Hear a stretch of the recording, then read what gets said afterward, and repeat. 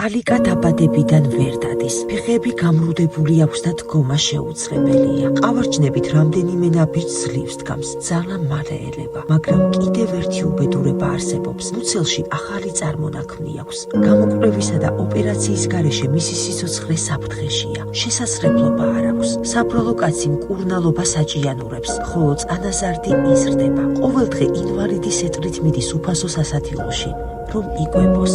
პენსია და სოციალური დახმარება ცხოვრებისთვის არ ყოფნის. ის მარტოა, ოჯახის გარეშე, შვილების გარეშე. ერთი თვის წინ გარდაიცვალა მისი 90 წლის დედა, რომელიც მთელი ცხოვრება უვლიდა მას. ალიკას სახლი კი არა ნანგრევებია, ფანჯრების გარეშე, დამპალი კედლებით, შიგნით უფრო ცივა ვიდრე გარეთ. ეშინია რომ სახლი ჩამოიკრება, წასასვლელი არსად აქვს. ის ბევრს არ ითხოვს, უსაფრთხო სახლს, საკვებს, მაცივარს, სარეცხმანქანას, დაბალი შესაძლებლობას, გამოკვლევასა და მკურნალობას. მოდით ნუ დავამსხვრევთ მის რწმენას, ის გველოდება და მას სხვა აღარავე ხავს, ვინც დაეხმარება.